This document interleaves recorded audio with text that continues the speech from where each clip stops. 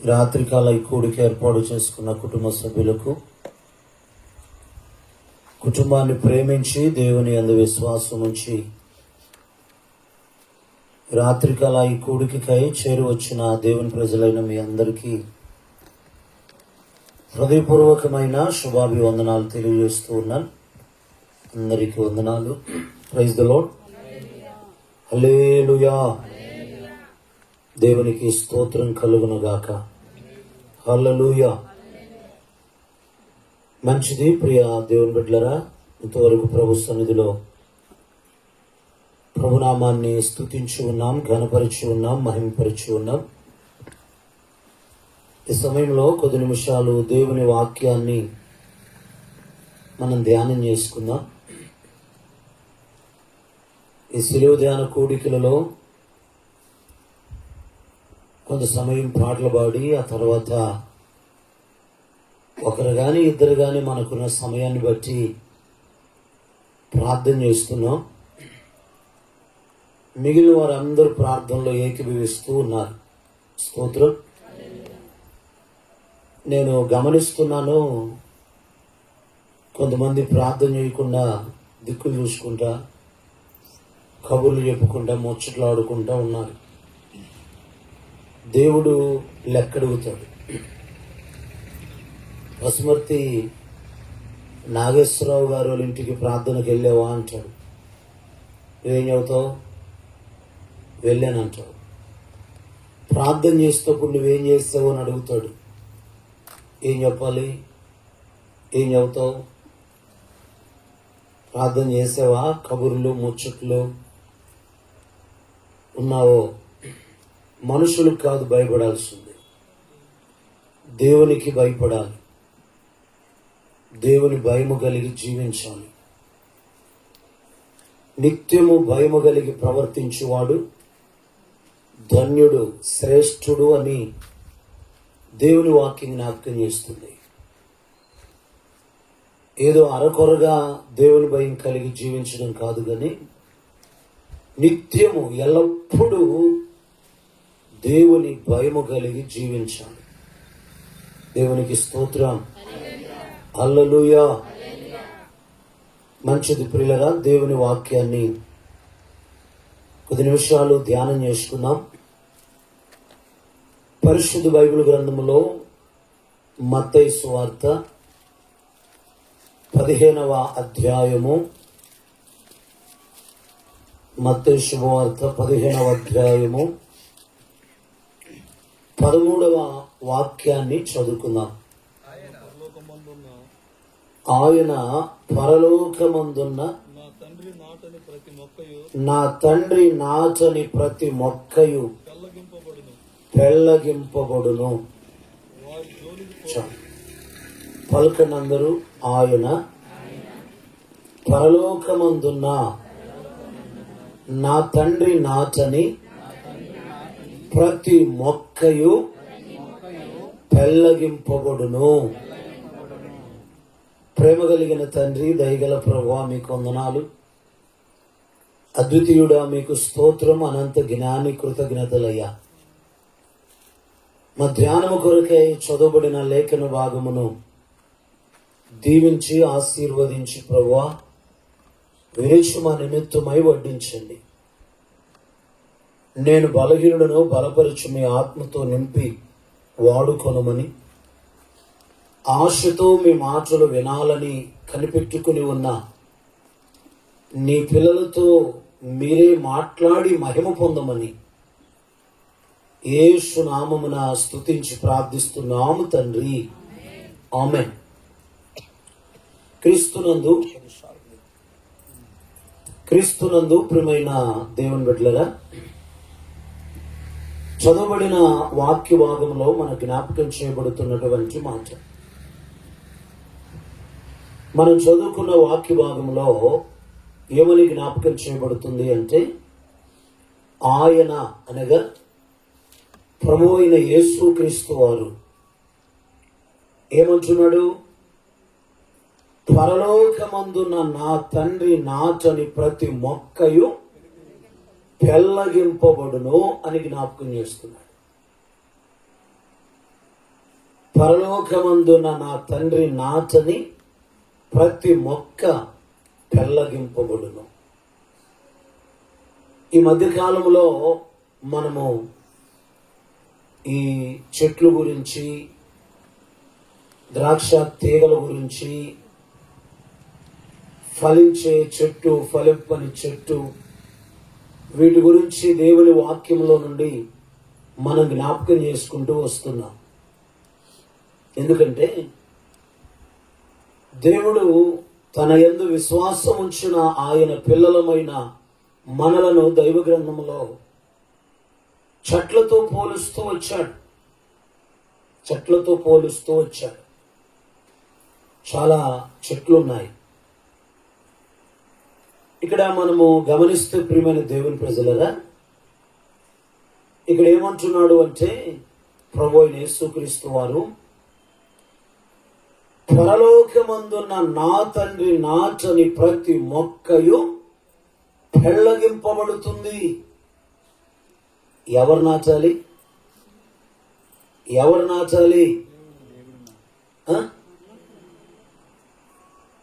బెల్లం గడ్డ ఉన్న నోట్లో ఉందా? ఎవరు నాటాలి? దేవుడు నాటాలి. పరలోకమందున్న తండ్రి నాటాలి. ఆయన నాచిన మొక్క స్థిరంగా ఉంటుంది. ఆయన నాచని మొక్క పెళ్ళగింపబడుతుంది. ఈనాడు మొక్కలు చాలా నాడుతున్నాం కానీ అన్నీ బ్రతకట్లా. నాచిన మొక్కలన్నీ బ్రతకట్లా. మళ్ళా ఇడుపులేయాలి. ఇడుపులేసినా కానీ కొన్ని బతకవు. కారణం ఏంటి? మనము ధ్యానం చేస్తున్న వాక్య ప్రకారం అయితే ఆయన నాటితే అవి పెళ్ళగించబడకుండా స్థిరంగా ఉంటాయి. దేవుడు నాటితే, దేవుడు నాచలేదనుకో, తండ్రి అయిన దేవుడు, పరలోకమందు ఉన్నటువంటి దేవుడు నాచలేదనుకో, అలాంటి మొక్క ఎంత బలమైందైనా, ఎంత విస్తారంగా ఎక్కువ విస్తరించి వ్యాపించినదైనా, ఎంత బాగా అందముగా మంచిగా పచ్చగా ఎదుగుతూ ఉన్నటువంటి మొక్క అయినా చెట్టు అయినా అదేమవుతుంది? పెళ్ళగింపబడుతుంది. ఎందుకు? బాగున్న చెట్టును కొట్టేస్తావు ఎందుకయ్యా? పచ్చగా ఉన్న చెట్టును కొట్టేస్తావు ఎందుకు? ఎందుకంటే అది పరలోకమందున్న నా తండ్రి నాచల.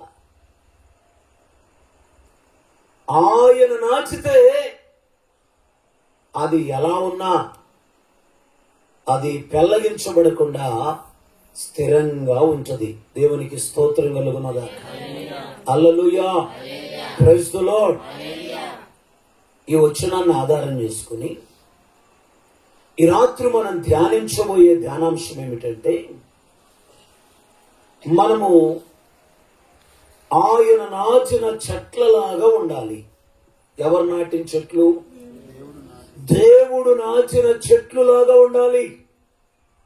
మనుషులు నాటితే పెళ్ళగించబడతాం. మనంతట మనము నాచబడితే పెళ్ళగించబడతాం. దేవుడు నాచాడనుకో, దానిని ఎవ్వరు పెళ్ళగించలేరు, ఎవ్వరు తొలగించలేరు. దేవుడు నాచినటువంటి అనగా పరలోకమందున్న తండ్రి నాచిన మొక్కను పెళ్ళగించుట ఎవరికి సాధ్యమో కాదు.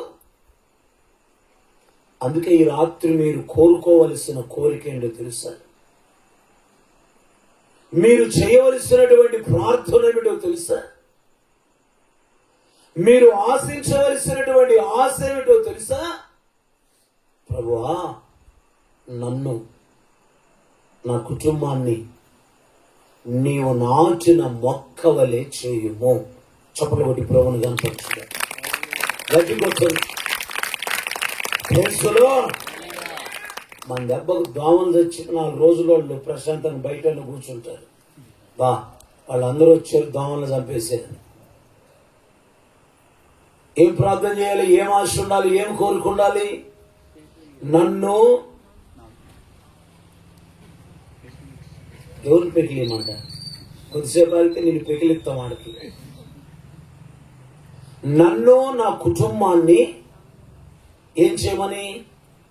నీవు నాటిన మొక్కవలే చెయ్యి, మొక్కవలే చెయ్యి. ఎందుకు? ఆయన నాటిన మొక్క ఇప్పుడే కాదు, ఎప్పుడే కాదు, మరెన్నడూ కూడా పెళ్లగించబడదు. పరిస్థితులు ఎలా ఉన్నా, ప్రకృతి వైపరీత్యాలు సంభవించిన, ప్రకృతిలో పెనుమార్పులు కలిగిన, వింటున్నారా? దేవుడు నాచిన మొక్కవైతే నువ్వు ఏం కావు? పెళ్లగించబడవు. స్తోత్రం. దేవుడు నాచిన మొక్కవైతే నువ్వు పెళ్లగించబడవు. ప్రకృతి వైపరీత్యాలు సహజంగా వస్తూ ఉంటాయి. ఈ ప్రకృతిలో పెనుమార్పులు జరుగుతూ ఉంటాయి. వర్షాలు పడాల్సిన సమయంలో అసలు వర్షాలు ఉండకపోవచ్చు. అవునా? వర్షాలు వద్దు అనుకున్న సమయంలో విపరీతమైన వర్షాలు పడుతూ ఉండొచ్చు. అంటే నీ ఆధ్యాత్మికమైన జీవితంలో అనుకూలమైన పరిస్థితులు, ప్రతికూలమైన పరిస్థితులు ఎన్నెన్నో సంభవిస్తూ ఉంటాయి. అవే ప్రకృతి వైపరీత్యాలు, ప్రకృతిలో పెనుమార్పులంటే అర్థం అదే మన ఆత్మీయ భాషలో. నువ్వు దేవుడు నాటిన మొక్కవైతే ఇంచ కూడా కదలు. ఎంత కదలు? ఇంచ కూడా కదలు.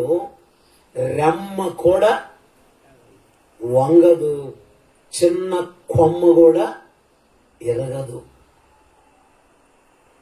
కారణం ఏంటి? ఆయన నాచిన మొక్కను ఆయన కాస్తా ఉంటాడు. ఎవరు కాస్తారు? దేవుడు కాస్తాడు. ఆయన నాచిన మొక్కను ఆయన కాస్తాడు. అందుకని ఆ మొక్కకేం కాదు.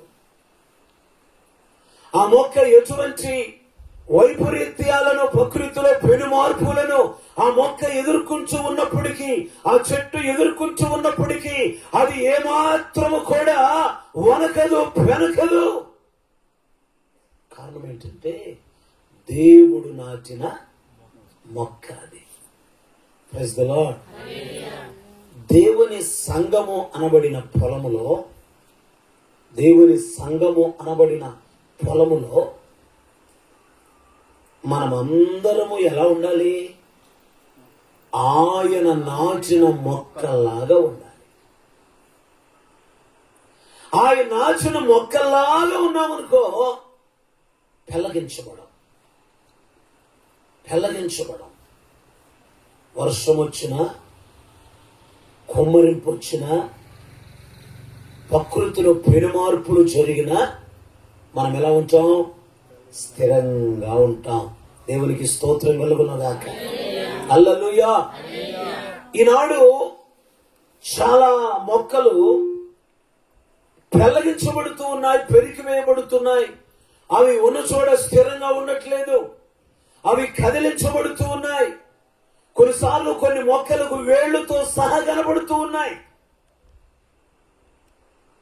కారణం ఏంటి? వేర్లతో సహా కనబడుతూ ఉంటాయి. వేర్లతో సహా కనబడిన చెట్టును మనం చూస్తే మనం ఏమనుకుంటాం తెలుసా? ఇది ఉంచదో, మాట్లాడాలా, ఇది ఉంచదో ఊడిద్దో, అంతే కదా. ఇది ఉంచదో ఊడిద్దో, ఉంటుందో ఊడిద్దో, ఉంచదో పోయిద్దో, ఉంచదో ఏం జరుగుద్దో. అంటే ఆ మొక్క విషయంలో మనకంటూ ఒక స్థిరమైన ఆలోచన లేదు. ఎందుకు? అది వేర్లు బయటపడుతూ ఉన్నాయి.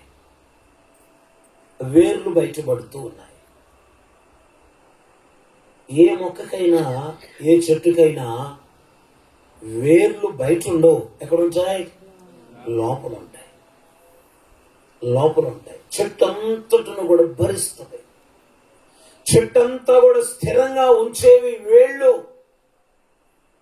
ఆ వేళ్లే పైకొచ్చేస్తే ఎప్పుడు పడిపోద్దో, ఎప్పుడు విరిగిపోద్దో, ఎప్పుడు తొలగిపోద్దో, ఎప్పుడు పాడైపోద్దో, ఎప్పుడు తన స్థానాన్ని తప్పిపోద్దో తెలియదు.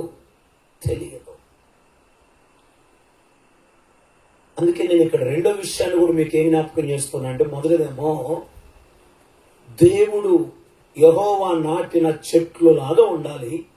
రెండవదేమో ఆత్మీయత, ఆచారమా, ఏది ప్రాముఖ్యం మన జీవితంలో? భక్తిలో ఆత్మీయత ప్రాముఖ్యమా, ఆచారము ప్రాముఖ్యమా, ఏది ప్రాముఖ్యం అన్న విషయాలు కూడా మనము ఈ పూట కొంచెం క్లుప్తంగా ధ్యానం చేసుకుంటాం. ఏదేమైనప్పటికీ ప్రియమైన దేవుని ప్రజలరా, మన జీవితాలు, మన హృదయాలు, మన ఆత్మీయత యెహోవా నాటిన చెట్లులాగా, మొక్కలాగా ఉండాలి. ఎందుకంటే ప్రవచన గ్రంథంలో ఫిలదెల్ఫియాలో ఉన్న సంఘముతో మాట్లాడుతూ ప్రభువు అన్నాడు, నేను నీ ఎదుట తలుపు తీసి ఉంచాను, ఎవడు దానిని వేయనేరడు. భక్తుడు పాడాడు, నా ఎదుట నీవు తెరచిన తలుపులు ఎవడు వేయలేడని. అలాగనే ఆయన నాచిన మొక్క ఆయనే పెళ్లగించాలి, ఇంకెవడు పెళ్లగించలేడు. ఇక ఏది పెళ్లగించదు. నేను నువ్వు నాటిన మొక్క అనుకో, ఎవరైనా పెళ్లగించేసేయచ్చు, ఎవరైనా తొలగించేసేయచ్చు. కానీ సాక్షాత్తు తండ్రి అయిన దేవుడే నిన్ను ఆయన సంఘములో, ఆయన ప్రేమ అనే పొలములో ఆయన నిన్ను నాచితే, ఈ లోకములో ఉన్న ఏ మనుష్యుడు గాని, ఈ లోకములో ఉన్న ఏ పరిస్థితులు గాని నిన్ను పెళ్లగించలేవు.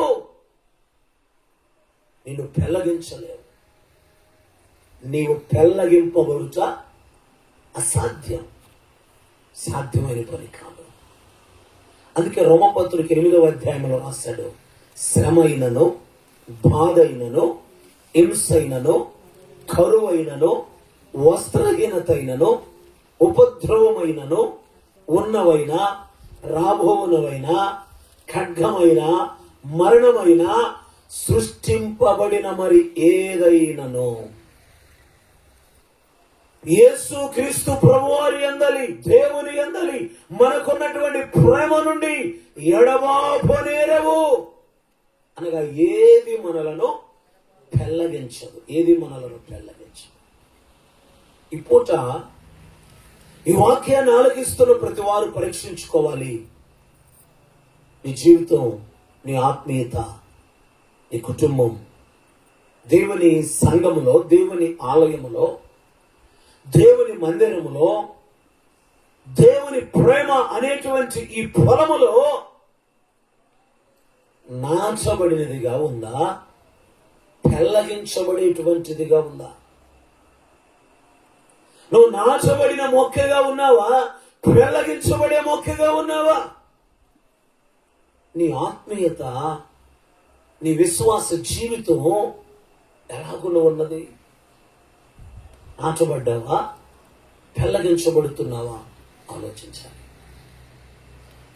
ఉన్నట్టుండి సడన్గా యేసు ప్రభువారు ఈ మాట ఎందుకు అన్నాడు? ఆయన అనగా యేసు ప్రభువారు, పరలోకమందున్న నా తండ్రి నాచని ప్రతి మొక్కయు పెళ్లగించబడును అన్నాడు. ఎందుకన్నాడు ఆ మాట యేసు ప్రభువారు? ఉన్నటువంటి సడన్ గా యేసు ప్రభువారు ఆ మాట అనడానికి కలిగిన ఉద్దేశం ఏమిటి? అసలు పెళ్లగింపబడటానికి కలిగిన కారణం ఏంటి? ఈ విషయాలు కొన్ని లేఖనములో మనం చూద్దాం. స్తోత్రం. ఆ 12వ వచనాన్ని చదవండి ఒకసారి. 12వ వచనం, అంతటా ఆయన శిష్యులు వచ్చి, పరిసయ్యులు ఆ మాట విని అభ్యంతర పడిరని నీకు తెలియనా అని ఆయనను అడుగగా. ఏమడిగారండి? యేసు ప్రభు వారి శిష్యులు యేసు ప్రభు వారి దగ్గరికి వచ్చి యేసు ప్రభు వారిని ఏమని అడుగుతున్నారు? బోధకుడా, బోధకుడా, పరిసయ్యులు ఆ మాట విని అభ్యంతరపడ్డారని నీకు తెలియనా అన్నాడు. ఆ మాట విని పరిసయ్యులు అభ్యంతరపడ్డారని నీకు తెలియనా అన్నాడు. ఏ మాట విని? ఏ మాట విని? ఎవరి మాట విని? యేసు ప్రభు వారి మాట విని. కొంచెం వీడు ఉండండి. యేసు ప్రభు వారి మాట విని. స్తోత్రం. ఈ రాత్రి 11:30 అయితే వదిలిపెడతా. 11:30 మాకేమి ఫ్రెండ్స్ లేరు అనుకున్నావా? మా పోతే మా బైబిల్ తెచ్చేవాళ్ళు మాకున్నారులే, ఏర్పాట్లు ఉన్నాయిలే అనుకోమాకండి. నేను ముగించకుండా ఎవరు పోయిన కాలనీపులత్తి. ఆమెన్. మీరు అనకపోయినా వత్తి, నువ్వంటేనే వత్తి అనుకుంటున్నావా? నేను ముగించినప్పుడే పోవాలి. ఇప్పుడు 11:30కు ముగిస్తానని నేను చెప్పిన ఈ మాట మీలో చాలా మందికి ఉంది, అందరికీ ఎలా ఉంది? అభ్యంతరంగా ఉంది. ఇక్కడ పరిసయ్యులు యేసు ప్రభు వారి మాట విని అభ్యంతరపడ్డారు. ప్రభు అన్నాడు, నా విషయమై అభ్యంతర పడని వాడు ఎవడో వాడు ధన్యుడు అన్నాడు. చేతులు పైకెత్తి చప్పట్లు కొట్టి ప్రభువును కనపరచాడు. గట్టిగొట్టండి. హల్లెలూయా, హల్లెలూయా, హల్లెలూయా. ఆయన విషయమై అభ్యంతర పడని వాడు ఎవడో వాడు ధన్యుడు. యేసు ప్రభు వారి విషయమై అభ్యంతర పడని వాడు ధన్యుడు. ఈ ప్రార్థనల విషయమై అభ్యంతర పడేవాళ్ళు ఉన్నారు కొంతమంది. ఇంటికాడ ప్రార్థన కూడికి పెట్టుకుందాం అనుకుంటే అభ్యంతర పడేవాళ్ళు ఉన్నారు కొంతమంది కదా. ఆయన విషయమై అభ్యంతర పడని వాడు ఎవడో వాడు ధన్యుడు, అనగా వాడు ఆశీర్వదింపబడిన వాడు అని అర్థం. యేసు ప్రభు వారు చెప్పిన మాటల విషయమై పరిసయ్యులు అనబడినటువంటి వ్యక్తులు అభ్యంతరపడ్డారు అని శిష్యులు వచ్చి చెప్పారు. మంచిదేగా? యేసు ప్రభువు చదువుతున్నారు, ప్రభువా నువ్వేమి మాట చెప్పావు? ఆ మాట కూడా ఎందుకు చూడండి, పైన వచనంలో 11వ వచనంలో, నోట పడునది మనుష్యుని అపవిత్ర పరచదు గాని నోట నుండి వచ్చున్నది మనుష్యుని అపవిత్రపరచునని వారితో చెప్పాను. యేసు ప్రభు ఏం చెప్పాడు? జన సమూహమును పిలిచి వారందరూ వింటుండగా యేసు ప్రభు చెప్తున్నాడు, నోట పడినది మనుష్యుని అపవిత్రపరచదు. నోట నుండి బయలు వెడలున్నదే మనుష్యుని అపవిత్రపరచును అన్నాడు. అంటే నువ్వు తినేదాని వల్ల, త్రాగేదాని వల్ల నువ్వు అపవిత్రపరచబడవు. దేని వల్ల అపవిత్రపరచబడుతున్నావు? నోట్లోనికి వెళ్ళేదాని వలన కాదు, నోట నుండి వచ్చుదాని వలన. ప్రైజ్ ది లార్డ్, హల్లెలూయా. మన ఉమ్మే అంటే మనమే మన చేతిలో ఊసుకుంటామా? ఊసుకో. మన వాంతే, కుక్కలు కాదు, పక్కన వాళ్ళు కాదు. ఎవరు వాంతి? మన వాంతే. మనం ఏం చేస్తాం? చేతిలో కక్కుంటామా? ఏం చేస్తాం? చేదరించుకుంటాం. మన ఉమ్మైనా మన వాంతైనా మనం వాటిని చేదరించుకుంటాం, అసహించుకుంటాం. బైబిల్లో యేసు ప్రభు చెప్తున్నాడు, మనుషులు ఏమి తింటున్నారో ఏమి తాగుతున్నారో అన్నదాని గురించి ఎక్కువ ప్రాధాన్యత ఇస్తున్నారు. మంచిదే, కానీ అసలు దాని వల్ల మనుషులు అపవిత్రపరచబడరు. నోటు నుండి వచ్చున్నది అనగా మన మాటలు. మనము అపవిత్రులమా పవిత్రులమా? మనము అపవిత్రులమా పవిత్రులమా? బహిర్గతం చేసేది, ప్రత్యక్షం చేసేది మన నోటు నుండి వచ్చు మాటలు. మన నోటు నుండి వచ్చు మాటలు. మన మాటల వలన మనం పవిత్రులమా అపవిత్రులమా, నీతిమంతులమా అనీతిమంతులమా, పరిశుద్ధులమా కాదా, ఈ విషయం మన మాటల వలన తెలియపరచబడుతుంది అని యేసు ప్రభువు చెప్పాడు. మంచిదే కదా? తప్పని చెప్పాడా? పొరపాటని చెప్పాడా? లేదుగా. నోట నుండి వచ్చే మాట సరిగా ఉండాలి. వాడెవడు లోకంలో సామెత చెప్పినట్టుగా పెద్దోళ్ళు అమ్మ అన్నాయే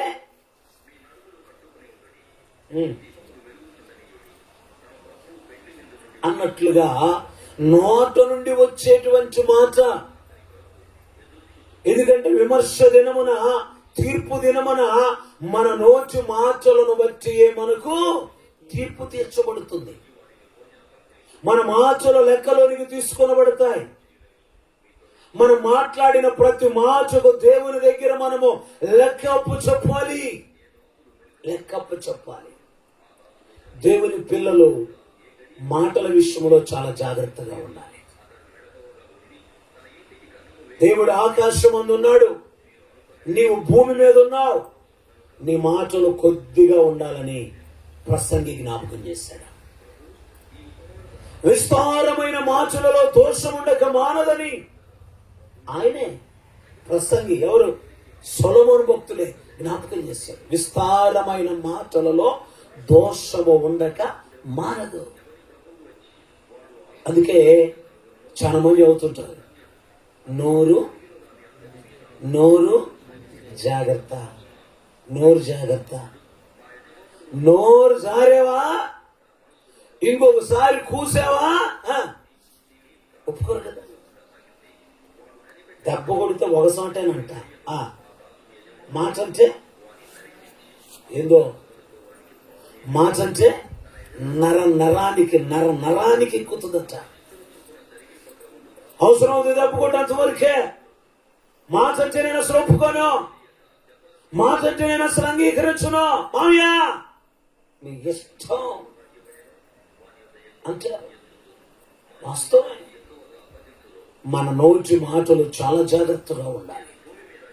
ఆ మాటలే మనము దైవ భయము కలిగిన వారమా, దైవ భయము లేని వారమా, భక్తి పరులమా, భక్తిహీనులమా, పవిత్రులమా, అపవిత్రులమా, నీతిమంతులమా, అనీతిమంతులమా,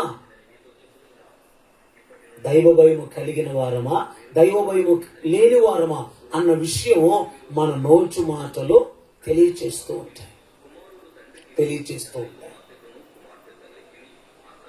ప్రభు చెప్పిన మాట అదే, నోట పడునది మనుష్యుని అపవిత్రపరచదు, నోట నుండి బయలు వెళ్ళునదే మనుష్యుని అపవిత్రపరచును అని జ్ఞాపకం చేశాడు.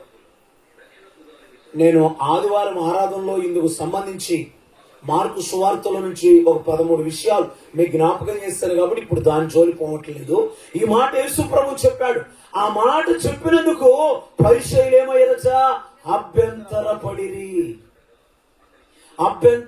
అభ్యంతరాన్ని వ్యక్తపరిచారు. అంటే యేసు ప్రభు వారి మాట, యేసు ప్రభు వారి బోధ, యేసు ప్రభు వారు చెప్పినటువంటి ఆ వాక్యము వారికి అనుకూలంగా లేదు. అన్నం లేపండి శ్రీనారాయణ, ఇవాళ ఎవరు వస్తున్నారు చూడు, ఆర్థర్కైనా అడుగు. ఎదుట యేసు ప్రభు వారి మాట వారికి అనుకూలంగా లేదు. యేసు ప్రభు వారి మాట వారికి అంగీకారంగా లేదు. ఈ రోజు నుంచి ఒక పని చేద్దాం. టయానికి వచ్చిన వాళ్ళని పెందనాడు పంపించేద్దాం, లేటుకు వచ్చిన వాళ్ళేమో ఆ వారు ప్రార్థన చేపిద్దాం వెంట పెట్టి. స్తోత్రం. అట్టగా శుభ్రంగా అసలు పూర్తి గుడ్డే మెలగొడం కదా, అసలు పోయిద్దా వద్దులైతే. అంత మాత్రం మొక్కలైతే కదిలించి కూడా వేస్ట్. అంత మాత్రం మొక్కలు అలా ఏదో చిన్న గాలి, అలా పైరు గాలిలాగా, ఏదో వడగాలిలాగా, పొరవడగాలిలాగా తగిలితేనే ఉంటుందో పోయిద్దో అన్నట్టుగా ఉంటే అసలు ఆ మొక్కల జోలికి పోకపోవటమే. ఇంకంతే. ఏమవుతుందో ఏమో, ఏం చేస్తారు ఏమో, ఏంటో, పొచ్చుకుంటే ఏమైందో, లాగితే ఏమైందో, ఆకులు పిలిస్తే ఏమైందో, రెమ్మిస్తే ఏమైందో అని అనుకుంటూ ఉంటే మనం ఏం చేద్దాం? ఏమవుతుందో అనుకుంటే అటువంటి చెట్లు అటువంటి మొక్కల్ని మనం కదిలిగిపోవటమే చాలా మంచిది. అయ్యా నీకు 100 కోటి వందనాలయ్యా, మా జోరు రానందుకు అని సమర్పడబాకండి. నేను రాకపోయినా నీ జోలి నా జోలి అందరి జోలి వచ్చేవాడు మనలను నాచిన పరలోకమందున్న తండ్రి ఉన్నాడు. Praise the Lord. యేసు ప్రభు చెప్పినటువంటి మాట వారికి మింగుడు పళ్ళ. ఈనాడు చాలా మందికి కూడా అంతే. దైవ సేవకుడు చెప్తున్న వాక్యాలు మింగుడు పడవు. దైవజనుడు బోధిస్తున్నటువంటి దేవుని వాక్యము బోధ వారికి అంగీకారంగా ఉండదు, ఇష్టపడరు. అంటే నటు చెబుతాడంటే ఆయన ఆ మాట చెప్పాడండి. అబ్బాయి నేను చెప్పబోయే ముందుగా నీ దగ్గరికి వచ్చి ట్యూషన్ చెప్పించుకోవాలి, మరి నీ చేత రాయించుకోవాలి, ఏం చెప్పమంటావో ఏం చెప్పొద్దు అని. ఇప్పుడు బాగా వినండి. పరలోకమందున నా తండ్రి నాచని ప్రతి మొక్క పెళ్లగింపబడును అంటే ఆయన నాచని మొక్క ఎవరంటే ఆయన మాటలు విని అభ్యంతర పడుతూ ఉన్న వారున్నారే, వారే పరలోకమందున్న తండ్రి నాచని మొక్కలు, వారే పెళ్లగించబడే మొక్కలు. అర్థమైందా? దేవుని మాటలు విని నువ్వు అభ్యంతర పడుతున్నావు అనుకో, వాక్యాన్ని విని నువ్వు అభ్యంతర పడుతున్నావు అనుకో, వాక్యాన్ని విని నువ్వు విమర్శిస్తున్నావు అనుకో, వాక్యాన్ని విని వాక్యానికి లోబడకుండా నువ్వు ప్రవర్తిస్తున్నావు అనుకో, నువ్వెవరివి? పరలోకమందున్న తండ్రి నాచని మొక్కవి.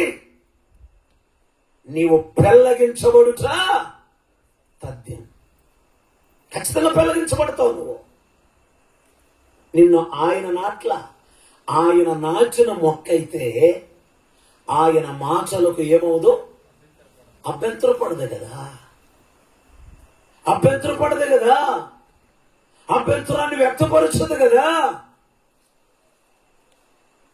ప్రభు చెప్తున్న మాట అదేనా? ఇంకేమైనా వేరుగా ఉందా? అది కాదని నీతో ఏడ గెలిచేయాలని అన్నట్టుగా చూడబాకండి. అదేనా ఇంకేమైనా వేరుగా ఉందా అని అడుగుతున్నాను. అంతేనా? ఎప్పుడైతే యేసు ప్రభు వారి శిష్యులు వచ్చి ఆ మాట విని పరిసయ్యులు అభ్యంతర పడ్డారని నీకు తెలుసా అంటంతో యేసు ప్రభు వారు ఏమన్నాడు? అయ్యా వినండి, పరలోకమందున నా తండ్రి నాచని ప్రతి మొక్క పెళ్లగించబడింది. వాళ్ళు గుడ్డివాళ్ళు. ఆ తర్వాత వచ్చిన వాళ్ళు రాశారు, వాళ్ళు గుడ్డివారికి దారి చూపిస్తే ఇద్దరు పోయి గుంటలో పడతారు. దారిలో వారు ఇద్దరు పోయి గొంతులోనే పడతారు. గుడ్డోడి దారి చూపిస్తే.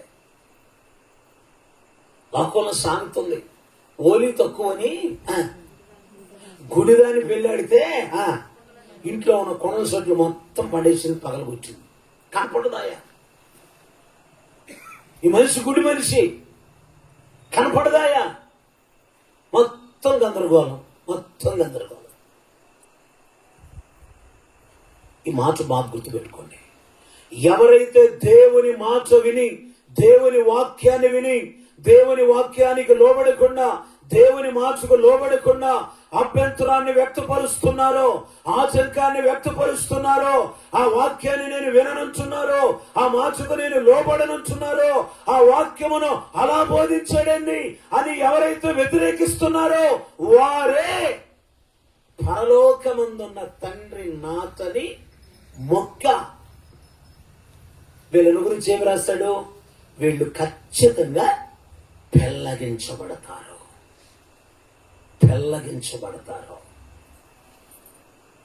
మరి ఈడున్న మొక్కలన్నిటిని గురించి నేనేమనుకోవాలని మీ ఉద్దేశం చెప్పండి. ఇక్కడున్న మొక్కలన్నిటిని గురించి నేనేమనుకోవాలి? అలా 1 2 3 4 మైక్ టెస్టింగ్. హలో చెప్పండి, ఏమనుకోవాలి నేను?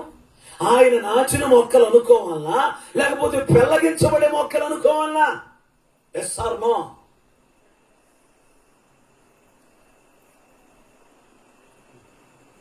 ఏమనుకోమంటారు? నెక్స్ట్ వచ్చింది అనుకో, వీడు పెళ్లి చెప్పాడు అబ్బాయి.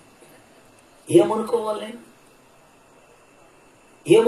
నేను? నాచిన మొక్క అనుకోవాలా, నాచని మొక్క అనుకోవాలా? ఏ మొక్క అనుకోవాలి నేను? నువ్వు ఏ మొక్కవి? ఒక్క మాట అడుగుతాను, యథార్థంగా చెప్పండి. ఇంతవరకు ఏ రోజు ప్రసంగం విన్నా, ఏ పూజ వాక్యాన్ని విన్నా, ఏ రోజు సంఘ కాపరి సంఘములో వాక్యాన్ని బోధిస్తే ఆ బోధ విన్నా, ఇప్పటి వరకు ఆ వాక్యాన్ని గురించి, ఆ బోధ గురించి నేను అస్సలు ఇప్పటి వరకు అభ్యంతరం పడలేదు అన్న వాళ్ళు right hand, right hand, right hand, కుడి చెయ్యి పైకెత్తండి.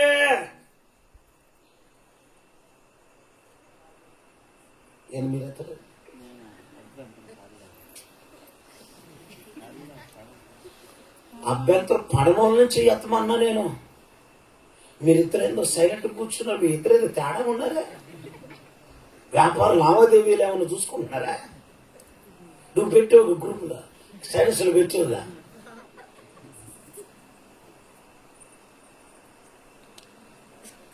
నువ్వు చెయ్యెత్తినా ఎత్తకపోయినా, నువ్వు అభ్యంతరం పడుతున్నావో అభ్యంతరం పడలేదో నాకు కూడా కొద్దిగా తెలుసు. పూర్తిగా తెలియకపోయినా ఎంత తెలుసు?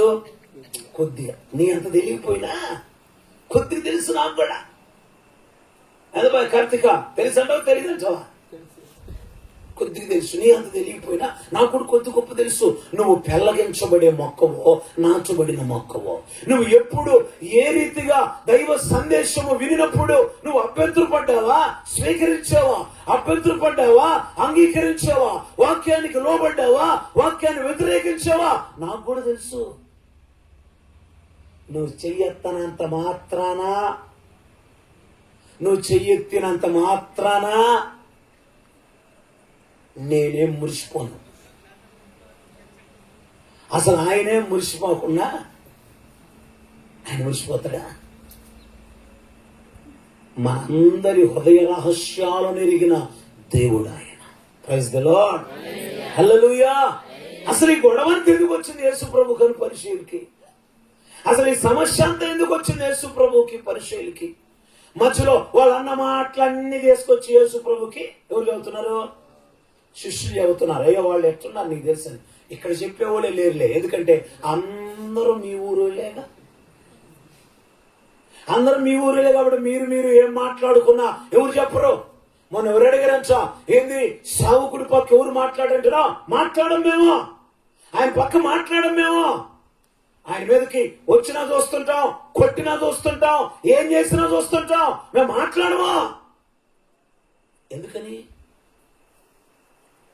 ఎప్పుడో వాక్యంలో దగ్గర ఉంటుంది, ఎప్పుడో వాక్య ఖడ్గం మెడ మీద వ్యక్తిని ఎడంగబడి ఉంటుంది. అందుకని అది కడుపులో పెట్టుకొని ఏం చేస్తున్నారు? మేము మాట్లాడాం, ఏం చేసినా మేము మాట్లాడాం. ఉదయకాల సమయంలో చెప్పానే, మనం ఆరాధిస్తున్న దేవుడు యెహోవా షబావోత్ అంటే ఎవరు? సైన్యములకు అధిపతియగు యెహోవా. దేవునికి స్తోత్రం కలుగునుగాక. హల్లెలూయా. అసలు ఎవరినైనా అనాలని నాకేం పనండి? ఎవరినైనా అనాలని నాకేం పనండి? అసలు దేవుని వాక్యం చెప్తున్నా, దేవుని మాటలు చెప్తున్నా, దేవుని వాక్యానికి నువ్వు లోబడితే దీవించబడతావు. దేవుని వాక్యాన్ని నువ్వు అంగీకరిస్తే నేను అడుగుతున్నా,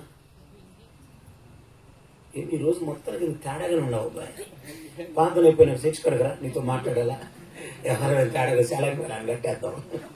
అసలు అర్థం లేకపోతే ఆ గవర్నమెంట్ హాస్పిటల్ కాడ పశువుల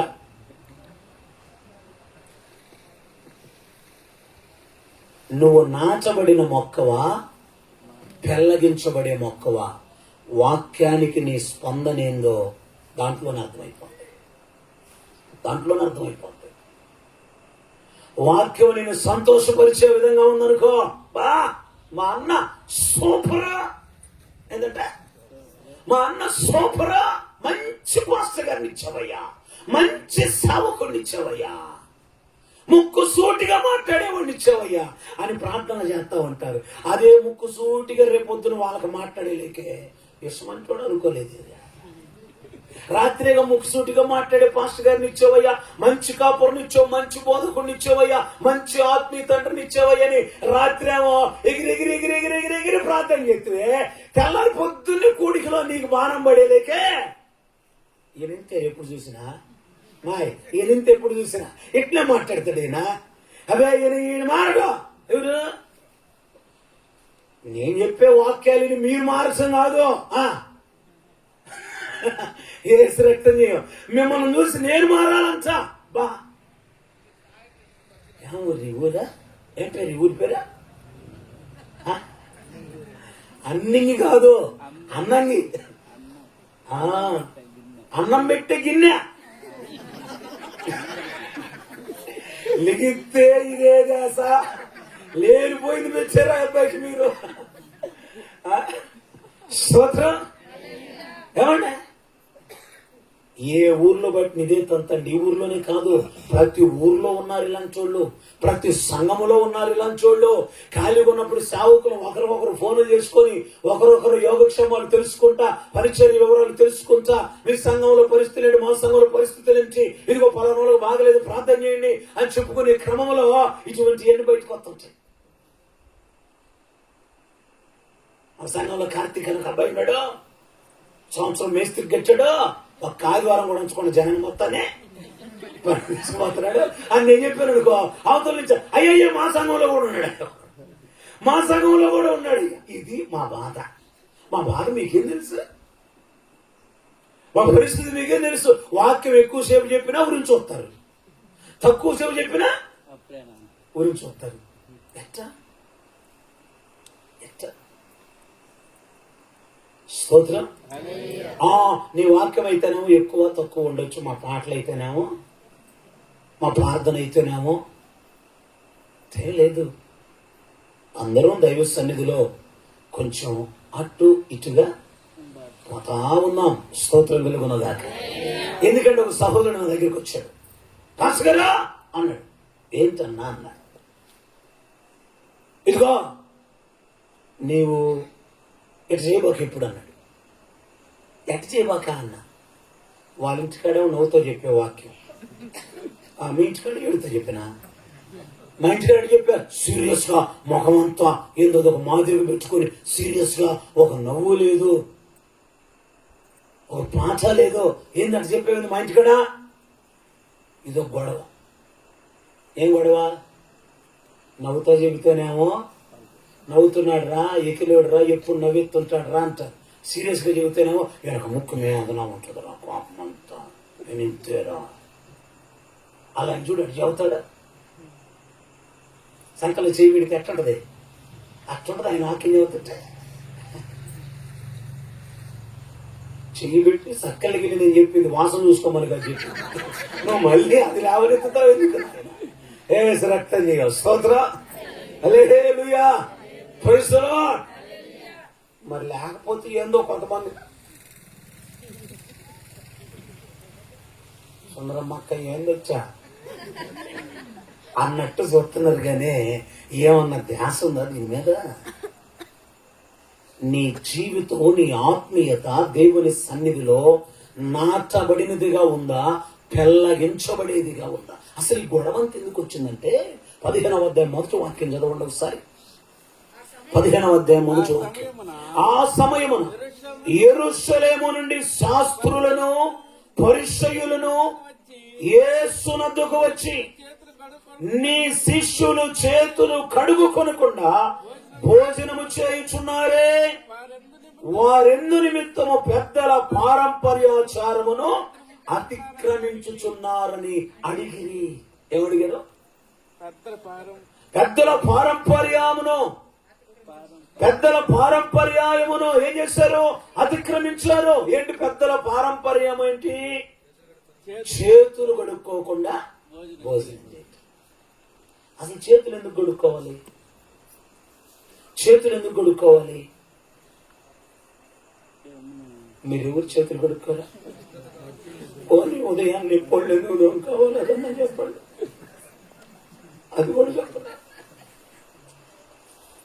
చేతులు ఎందుకు కడుక్కోవాలి? మన చేతులకు మట్టి, గోళ్ళలోకి మట్టి, క్రిములు ఉంటాయి. అలాగనే భోజనం చేస్తే కడుపులోకి పోయి అనారోగ్యం వస్తుంది, బలహీనతలు వస్తాయి, రోగాలు వస్తాయి. అందుకని చేతులు శుభ్రంగా కడుక్కొని భోజనం చేయాలి.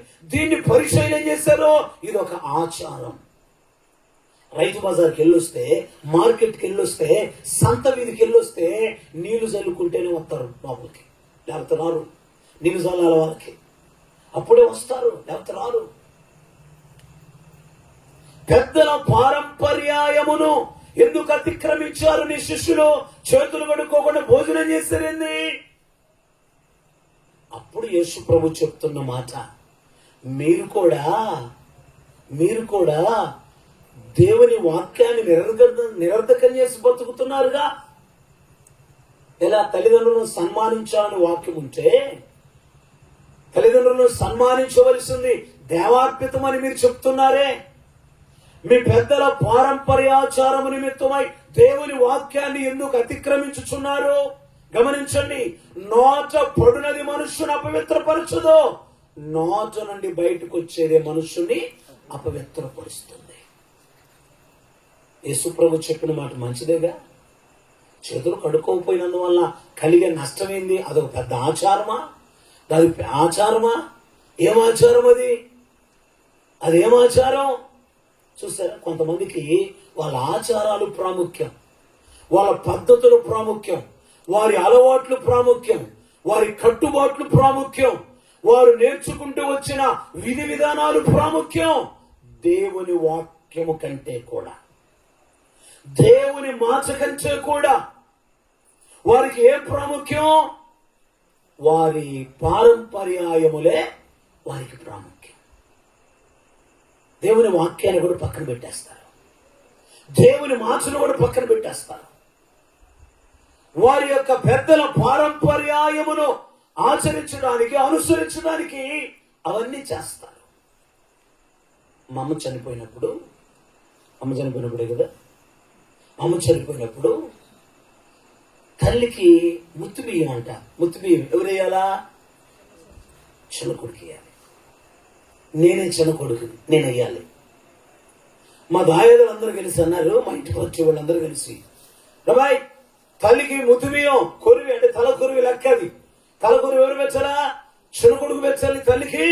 కాబట్టి నువ్వు శుభ్రంగా ఒళ్ళంతా తడుపుకొని వచ్చావంటే బియ్యం మొత్తం నువ్వు తలకొరు పెట్టాలి రబ్బాయి అన్నారు.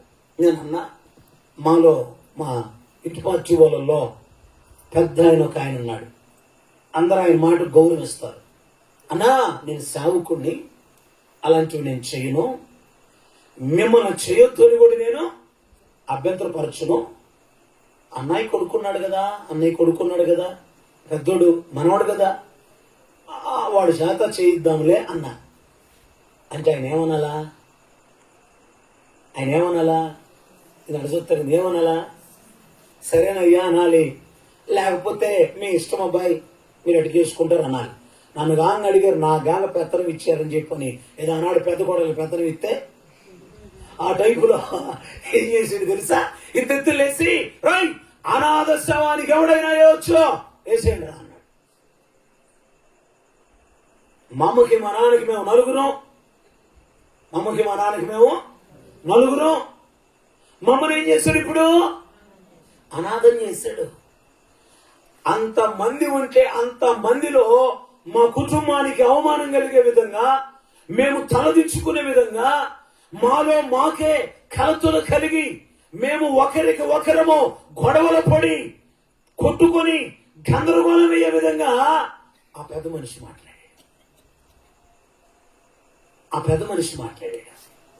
నేనన్నా, ఇవన్నీ అనవసరం, నేను చెయ్యను కాదు అన్నాను. వాడి చేత చేపించండి, అంతవడికే, విడి విషయాలు ఇంకేం మాట్లాడొద్దు అన్నా. అందుకని అది మనసులో పెట్టుకున్న పెద్ద మనిషి మా అన్నయ్యకి ఏం చెప్పాడు తెలుసా? ఎవడు తల కొరివి పెడితే వాడికే ఆస్తి హక్కు.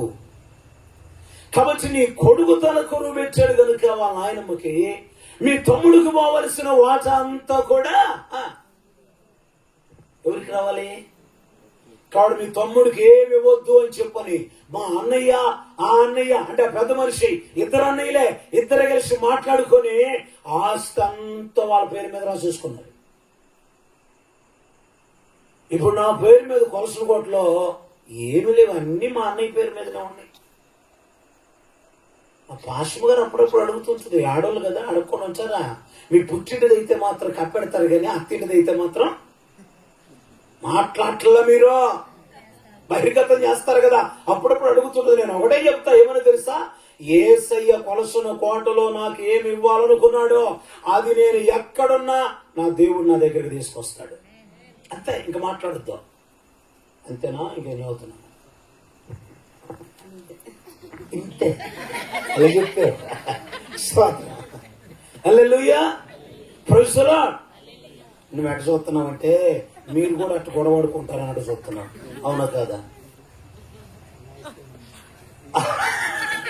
మీ సంగతి కాదు, మా సంగతే. మీ ఇద్దరు కూడా ఇటు గొడవడుకుంటారని అటు చూస్తున్నాను. కాలు జారితే ఏ జిల్లా కలెక్టర్ అయినా పడతాడు అన్నట్టుగా అందరిలో ఉంచి అందుట్లో మీ వలనేగా మీ అమ్మగారింటికి పోయామన్నా తీసుకురా, ఏదన్నా దేనికన్నా మీ అమ్మల్ని మీ అన్నయ్యని అడిగంటే ఆరోబాకు స్వామి అసలు వాళ్ళకే లేక వాళ్ళు ఇబ్బంది పడుతుంటే అంటావు. ఇటైతే మాత్రం నువ్వు అడగవు కావు, నువ్వు వింటే నీ వాళ్ళంటే నీకు యాళ్ళేనే వామ్మ వాయు అస్సలు కదిలించుకొని యాగలమా? స్తోత్రం చెప్పండి. చంద్రం మక్క చూస్తుంది. నాకు అసలు గొడవలు ఏమి లేవు. మా ఆయన ఒక్కడు రియల్ హీరో. ఆయన ఊడు కదిలించేవాళ్ళాడు, ఆయన అనేవాళ్ళాడు. నాకు ఈ సరేలేదన్నయ్య, నువ్వు ఇష్టం వచ్చింది చెప్పకపో అంటున్నా. నీ ఇష్టం, మాకు మాత్రం అసలు ఈ గొడవే లేదు. అసలు దేవకుమార్ కూడా అట్లే చూస్తున్నాడు. మనం ఎక్కింగ్ అన్నావు, నేను కూడా మా ఇంట్లో నేను ఎక్కింగ్. అందుకే వాళ్ళని 6 చెరువులు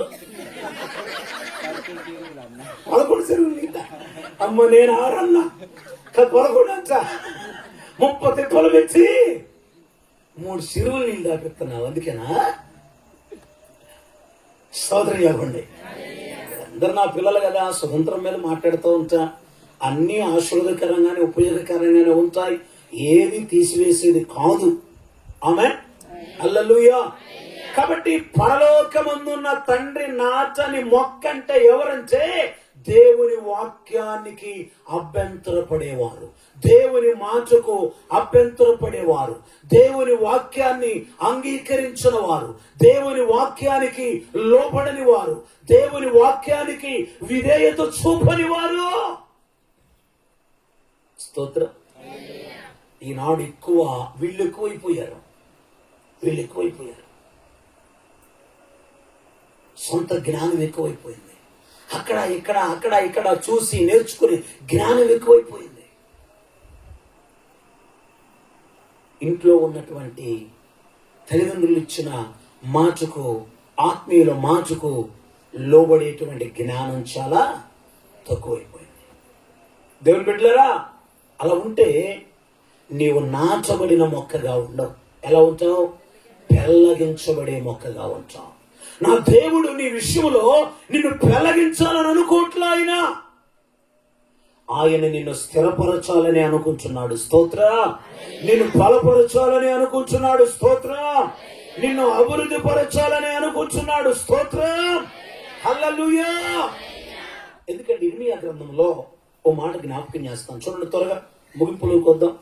2వ అధ్యాయం 21వ వాక్యం. ఇర్మియా పుస్తకం 2వ అధ్యాయము 21వ వాక్యం. శ్రేష్టమైన ద్రాక్షవల్లి వంటి ఆ ద్రాక్షవల్లి వంటి దానిగా నేను నిన్ను నాచితిని.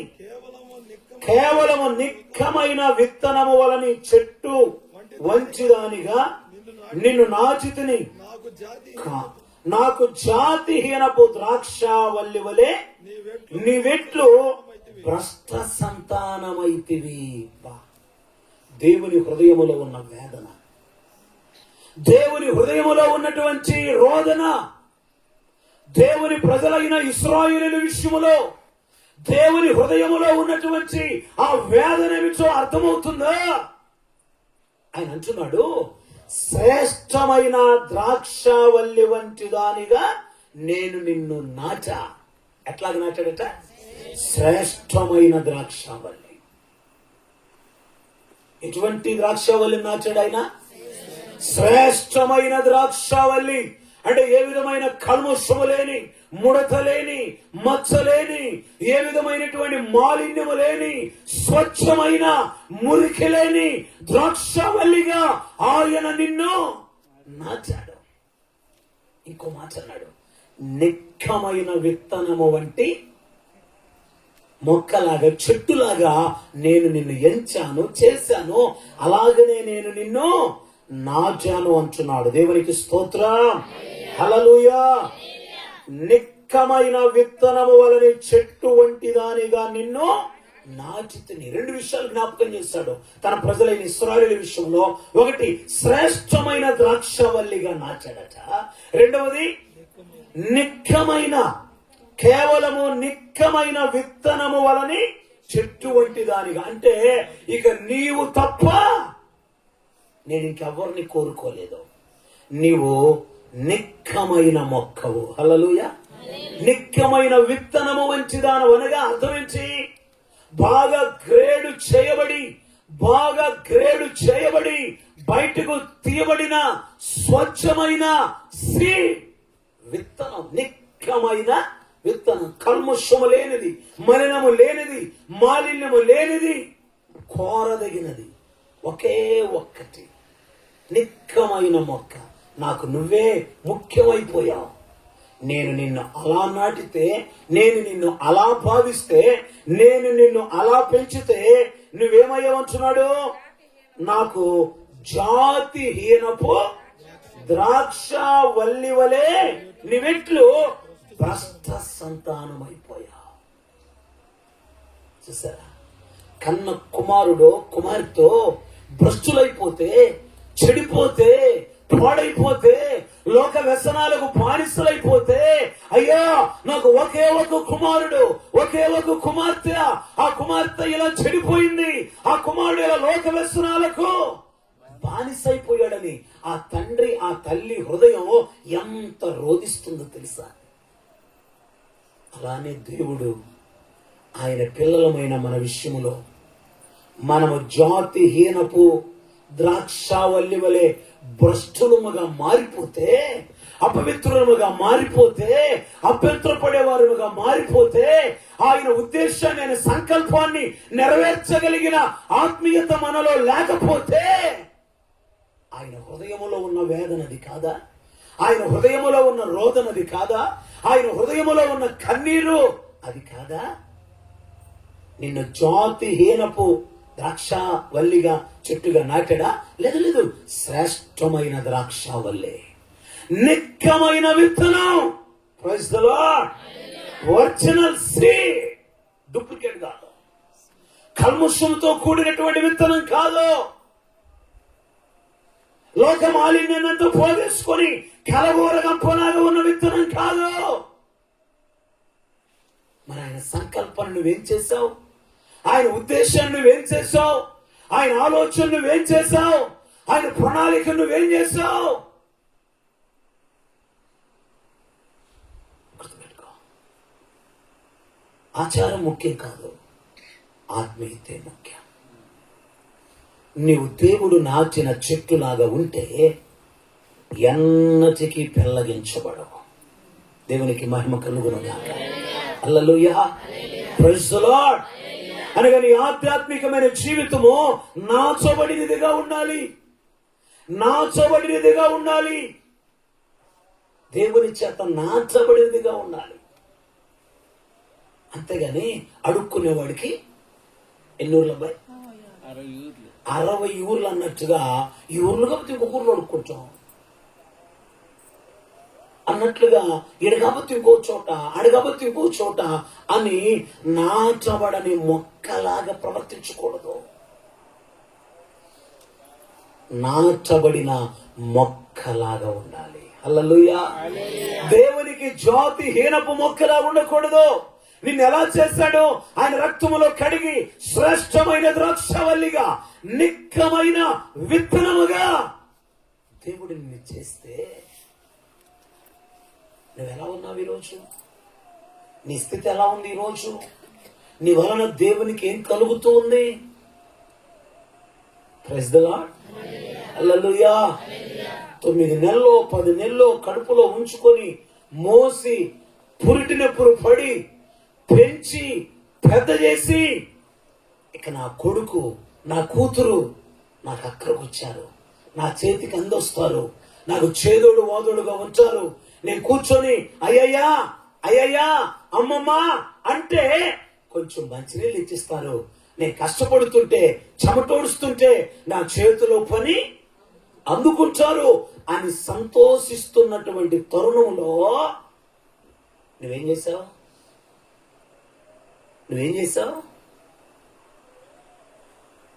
అన్ని నా చేతనే చెప్తారు మీరు మరీ దారుణంగా అని సంతోషిస్తున్న తరుణంలో నువ్వేం చేశావు? ఏ తండ్రి అయితే గుండెల మీద ఎత్తుకొని నిన్ను ఆడించాడో, ఏ తండ్రి అయితే గుండెల మీద ఎత్తుకొని నువ్వు గుండెల మీద 2 కాళ్లతో బుడబుడ కాళ్ళతో తన్నుతుంటే సంతోషపడి ఆహానా కుమారుడు ఆహానా కుమార్తెని ఎగరవేస్తూ గుండెల మీద తంతున్నా సంబరపడ్డాడు. ఆ తండ్రిని ఈ రోజు నువ్వు ఎలా ఉంది నీ ఆత్మీయ జీవితం? ప్రభు సన్నిధిలో సంఘములో నీ ఆధ్యాత్మికమైన జీవితం ఎలా ఉంది? సంఘ కాపరి దగ్గర నీ ఆధ్యాత్మికమైన జీవితం ఎలా ఉంది? ఎప్పుడన్నా పరీక్షించుకున్నావా? నువ్వు నిక్కమైన మొక్కవే, నిక్కమైన విత్తనానివే. నిన్ను నిక్కమైన విత్తనములాగా చూశాడే, నిన్ను శ్రేష్టమైన ద్రాక్షవల్లిగా నాచాడే. ఆ తండ్రి మాటకే అభ్యంతరం పడుతున్నావా? ఆ తల్లి మాటకే అభ్యంతరం పడుతున్నావా? నువ్వు ఈ స్థితిలోనికి రావడానికి కారణమైన ఆ తండ్రి ఆ తల్లి మాటే నీకు వ్యతిరేకముగా, విరోధముగా, కష్టముగా మారిపోయిందా?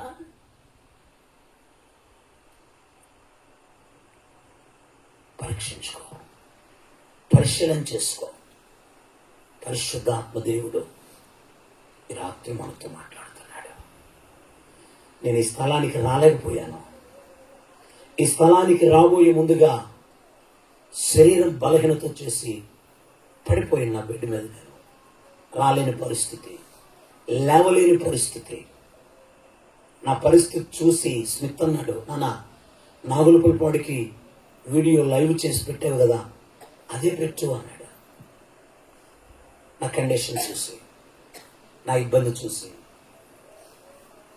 దేవుడి సన్నిధిలో ప్రార్థన చేసుకున్నా. దేవుడు కృప చూపించాడు, నిలబెట్టాడు. మాట్లాడే అవకాశాన్ని, భాగ్యాన్ని, ఆ ధన్యతను ప్రవహించాడు. దేవునికి మహిమ కలుగును గాక. హల్లెలూయా, ప్రైజ్ ది లార్డ్, హల్లెలూయా. వాడు ఒక్క మాట్లాడిగా, రేపు ఏదో డ్రాయింగ్ కాంపిటీషన్ ఉందని మాట్లాడుతూ, నాకు ఇంత పెద్ద షీట్ ఇస్తారంట, ఆ పెద్ద షీట్ మీద నేను డ్రాయింగ్ వేయాలంట, పెద్ద పెద్ద బొమ్మలు వేయాలంట, అది వాళ్ళు ఇచ్చిన బొమ్మలు వేయాలంట, నేను నేర్చుకున్నాయి కాదంట అన్నాడు. నేను అన్నాను, ఒక పని చేయరా, నువ్వు అద్దెకి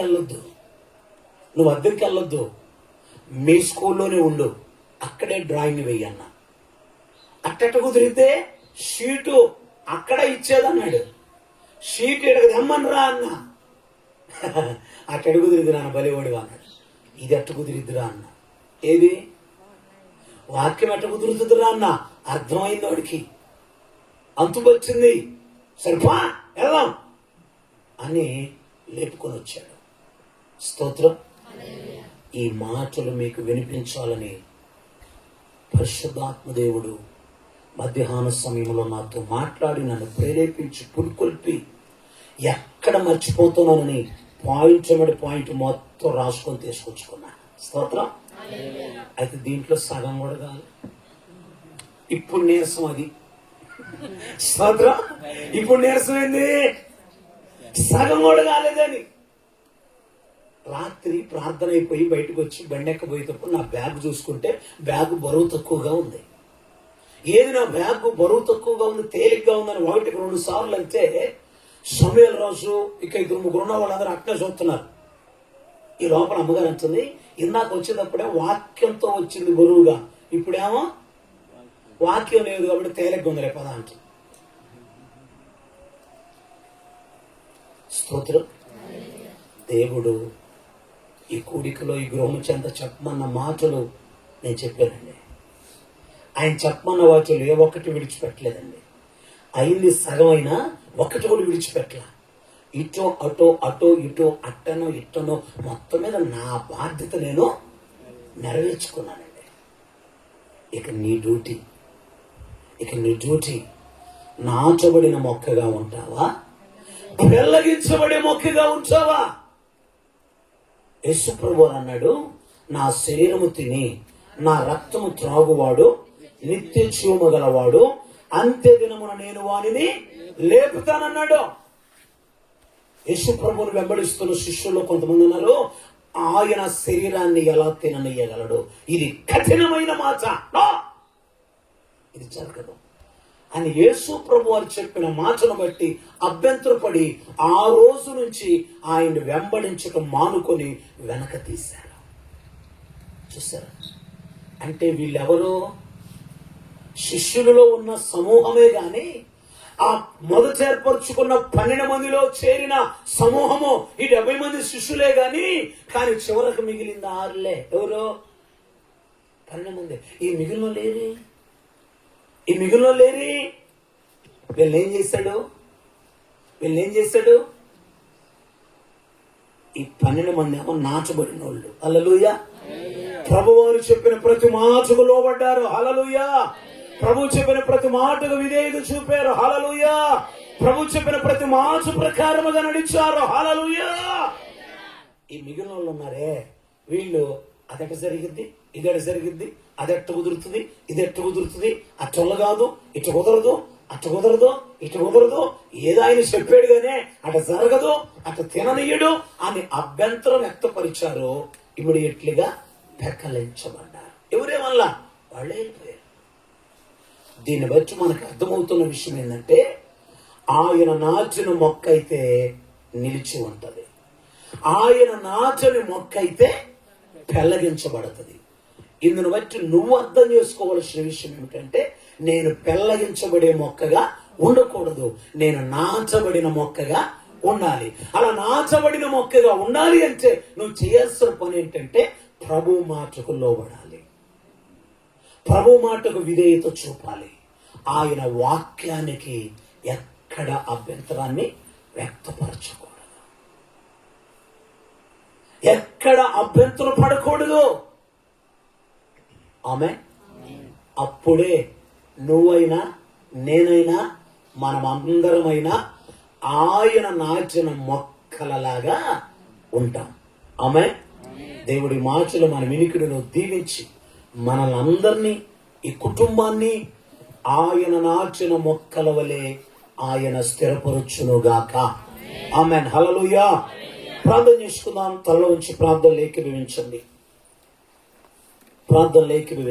హల్లెలూయా. స్తోత్రమయ్యా, స్తోత్రమయ్యా, స్తోత్రమయ్యా, స్తోత్రమయ్యా. పరిశుద్ధుడా మీకు వందనాలు, స్తోత్రాలు. హల్లెలూయా. వాళ్ళు అలా పెకిలింపబడటానికి, పెళ్లగించబడటానికి కారణం ఏమిటంటే, వారి మనస్సులో ఉన్న ఆలోచనలు వేరు, ప్రభు చెప్పినటువంటి ఆత్మీయ ఆలోచన వేరు. కాబట్టి ప్రభు ఆలోచనకు లోబడాలి గాని నీ సొంత ఆలోచన ప్రకారముగా నీవు ప్రవర్తించకూడదు. అది ఆశీర్వాదము కాదని లేఖనం మనకు చాలా స్పష్టంగా జ్ఞాపకం చేస్తూ ఉంది. కాబట్టి రాత్రి 2 చేతులు పైకెత్తి ప్రభువుని అడగండి. ప్రభువా, నీవు నాచిన మొక్క వలె నన్ను చెయ్యండి అయ్యా. నువ్వు నాచిన మొక్క వలె నా జీవితాన్ని మార్చండి ప్రభువా. నీవు నాచిన మొక్క వలె నా కుటుంబాన్ని మార్చండి ప్రభువా. మేము పెళ్లగింపబడే మొక్కలుగా ఉండకూడదు ప్రభువా. మీ సన్నిధిలో నాచబడిన మొక్కలముగా ఉండాలయ్యా. అభివృద్ధి చెందాలి ప్రభువా, ఆశీర్వదించబడాలి ప్రభువా, దీవించబడాలి ప్రభువా, మేలులతో నింపబడాలి ప్రభువా. నువ్వు నాచిన మొక్క వలె మా జీవితాలను, నువ్వు నాచిన మొక్క వలె మా హృదయాలను, నువ్వు నాచిన మొక్క వలె మా ఆత్మీయతను స్థిరపరచుము తండ్రి అని మీరు 2 చేతులు పైకెత్తి ప్రియ దేవుని బిడ్డలారా ఒక చిన్న ప్రార్థన చేయండి. చిన్న ప్రార్థన చేయండి. ప్రభు సన్నిధిలో చిన్న ప్రార్థన చేయండి. ప్రభు సన్నిధిలో చిన్న ప్రార్థన చేయండి. ప్రభు నువ్వు నాచిన మొక్క వలె చేయ్యా.